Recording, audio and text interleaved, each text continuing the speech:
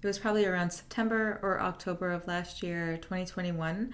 And at that time, I had completed my extensive training as a clinical rep in the field of electrophysiology. Electrophysiology is essentially a big fancy word to say the study of the heart's electrical system. And it was fascinating. I loved learning all about it. It's something that I learned about myself, that I love to just continually learn. But at that time, I completed my training and I was on my own. So I was going and doing cases by myself. And it was difficult, it was challenging. And if you've seen my previous videos, you know that that lifestyle was not easy for me. I was driving 4 hours a day, and it was something that took a lot out of me. And I remember telling myself that, okay, it'll get better if I just continue to do it. But regardless, there was this one specific day where I was scheduled to work in a Baltimore hospital. I had 2 cases planned that day. And so what I did was, like every other day, I would wake up at 5 o'clock in the morning, get on the road by 5:30. I remember there was a Starbucks that I used to pass by every single morning on my way down to Baltimore, and they opened at 5:30 and I was there at 5:30. Yeah, so I did that. But it took me about an hour and a half, hour and 40 minutes to get down to Baltimore and park in the parking lot at the hospital. So we saw our first patient and the procedure was a success. It did, however, run long. And it's not abnormal for cases like this to go longer than usual, but that wasn't what made this day interesting to me, almost pivotal. It was what came after. So I remember specifically that day, the nurses and the techs were chatting and they had told me that the next patient was basically hysterically crying. She kept telling everyone that she wanted to go home. She was upset that her procedure was supposed to start hours ago. And so she was just very, very anxious. I mean, who can blame her? These procedures can be kind of scary, especially any procedure where you have to go under general anesthesia. But I remember her walking into the procedure room and she had eyes full of tears and she just kept telling us that she wanted to go home over and over again.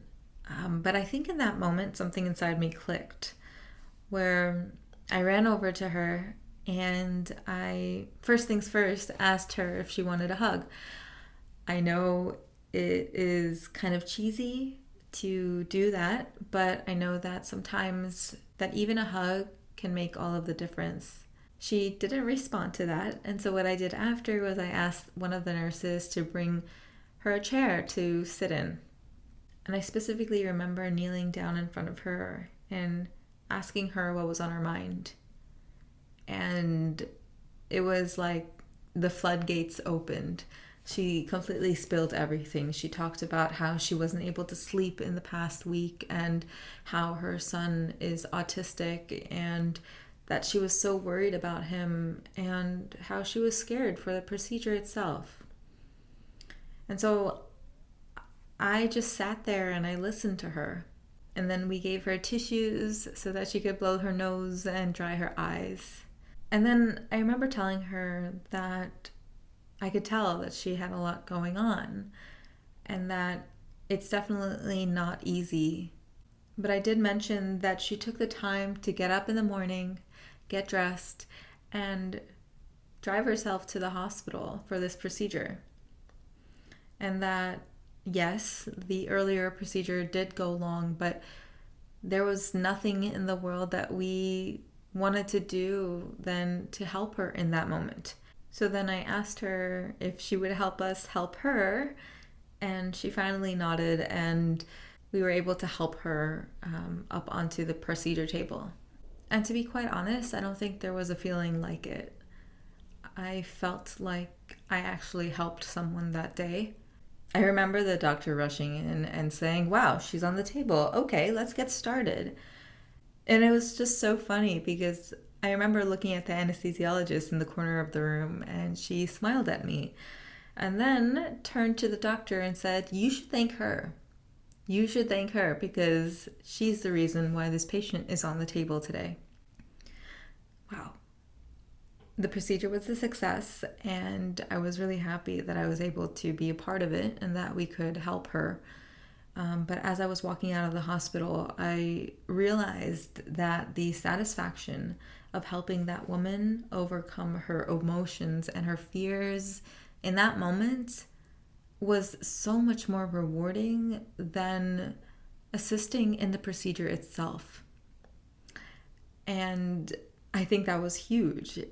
And it was almost like an epiphany. It was a moment of clarity when I realized that maybe I was in the wrong career.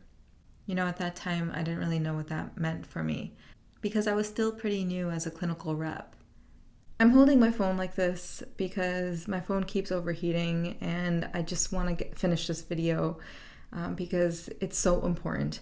I wanted to say that we might have to try on several different career options before we find the one that fits just right. And I think that that moment that I had in the EP lab was so important, and that it gave me so much insight into what would not only feel rewarding to me, but would something that would honestly be able to turn into a career. And I wanted to ask you guys, have you had moments like this? Moments that were so pivotal, moments that have propelled you into a new life and to a new career? Because I want to know about it. What was that moment like for you?